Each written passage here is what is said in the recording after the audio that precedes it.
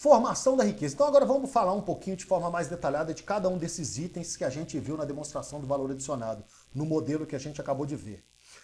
Sobre as receitas, venda de mercadorias, produtos e serviços inclui os valores dos tributos incidentes sobre essas receitas, por exemplo, ICMS, IPI, PIS e COFINS, ou seja, corresponde ao ingresso bruto ou faturamento bruto, mesmo quando na demonstração do resultado tais tributos estejam fora do cômputo dessas receitas. Bom, o modelo de DRE que é exigido, né, pela norma internacional de contabilidade, que é também exigido pela CVM, ele começa com a receita operacional líquida, mas nas notas explicativas nós podemos encontrar então essas informações sobre o valor do faturamento bruto e as deduções do faturamento e da receita bruta.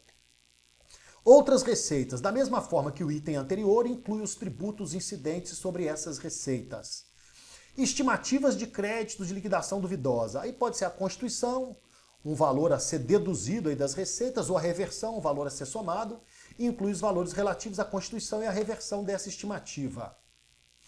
Receita de venda de mercadorias, produtos e serviços. Representa os valores reconhecidos na contabilidade a esse título pelo regime de competência e incluídos na demonstração do resultado do período.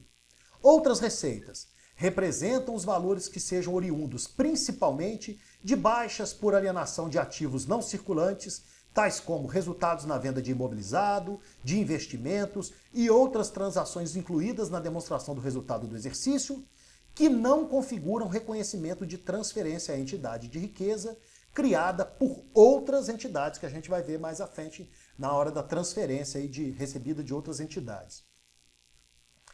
Agora, sobre os insumos adquiridos de terceiros. Custo dos produtos vendidos, das mercadorias ou dos serviços prestados.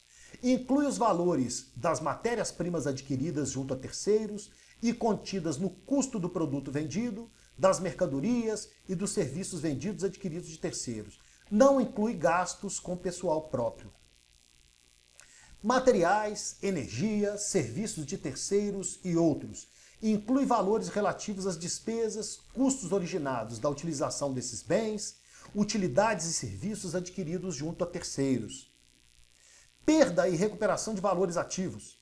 Inclui valores relativos a ajustes por avaliação a valor de mercado, valor justo, né, de estoques, imobilizado, investimentos, etc. Também devem ser incluídos os valores reconhecidos no resultado do período, tanto na constituição quanto na reversão de estimativas de perdas por desvalorização de ativos. No caso de imobilizado, né, é o impairment, né, o teste de recuperabilidade. Depreciação, amortização e exaustão. Inclui a despesa ou o custo contabilizado com depreciação, amortização e exaustão no período. Está lá num dos itens do nosso modelo que a gente acabou de ver. Continuando, agora, valor adicionado recebido em transferência. Resultado de equivalência patrimonial. O resultado da equivalência pode representar receita ou despesa. Se despesa, deve ser considerado como redução ou valor negativo. Receitas financeiras inclui todas as receitas financeiras, inclusive as variações cambiais ativas independente de sua origem. E outras receitas inclui os dividendos relativos a investimentos avaliados ao custo, aluguéis, direitos de franquia e etc. Agora vamos para a segunda parte da DVA, que trata da distribuição da riqueza. Primeiro, aquela parte que é distribuída para o pessoal, que são os valores apropriados ao custo e ao resultado do exercício na forma de remuneração direta, que é representada pelos valores relativos a salários, 13º, honorários da administração, inclusive os pagamentos baseados em ações, férias, comissões, horas extras, participação de empregados nos resultados e etc. Benefícios, representados pelos valores relativos à assistência médica, alimentação, transporte, plano de aposentadoria, etc. E, por fim, o FGTS, representado pelos valores depositados em conta vinculada dos empregados. Ainda tratando de distribuição da riqueza, agora aquela distribuída para o governo, na forma de impostos, taxas e contribuições, que são valores relativos ao imposto de renda, contribuição social, contribuições ao INSS, incluído aqui os valores de seguros de acidente de trabalho, que sejam ônus do empregador, bem como os demais impostos e contribuições a que a empresa esteja sujeita. Para os impostos compensáveis, tais como ICMS, IPI, PIS e COFINS, né, na modalidade lucro real, devem ser considerados apenas os valores devidos ou já recolhidos e representam a diferença entre os impostos e contribuições incidentes sobre as receitas e os respectivos valores incidentes sobre os itens considerados como insumos adquiridos de terceiros. Apresenta-se de forma individualizada os tributos federais, estaduais e municipais. Então nós temos aqui uma divisão, né? Impostos, taxas e contribuições.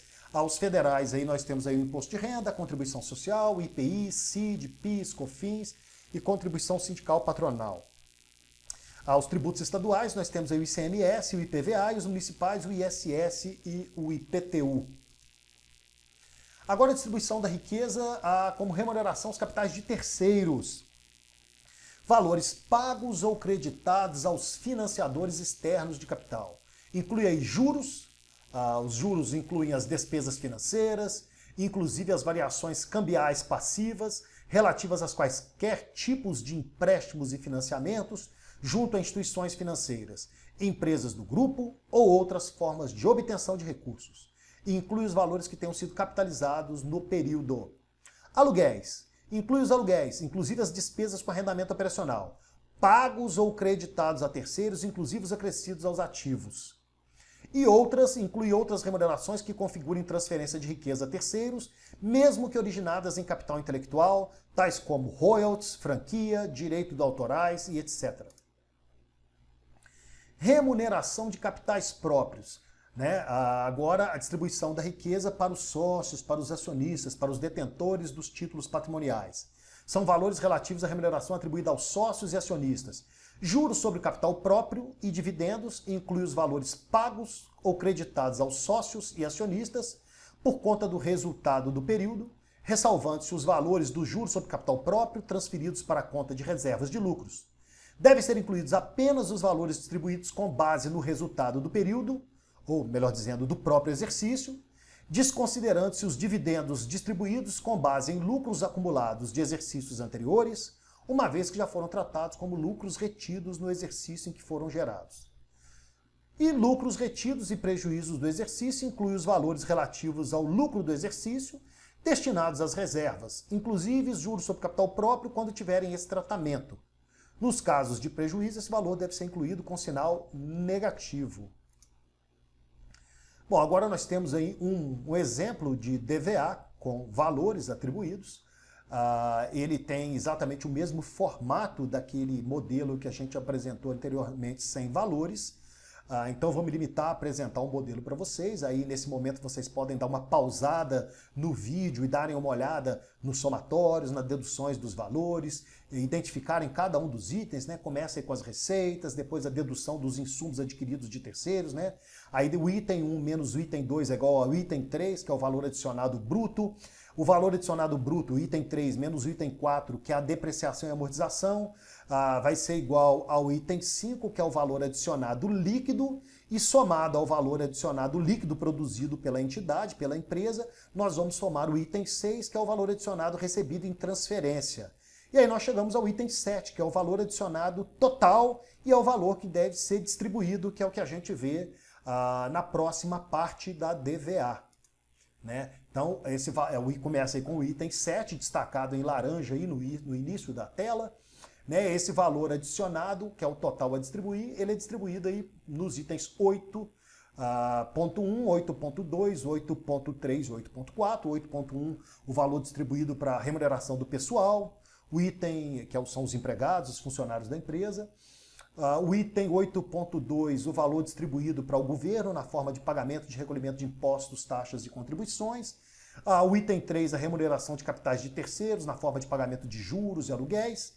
E por fim o item 8.4, que é a remuneração do capital próprio, dos detentores dos instrumentos patrimoniais, os sócios e acionistas. Lembrando que o total do item 8, conforme vocês podem verificar nessa faixinha destacada embaixo aí, ele tem que ser igual ao valor que está lá no item 7, que é o valor adicionado a distribuir.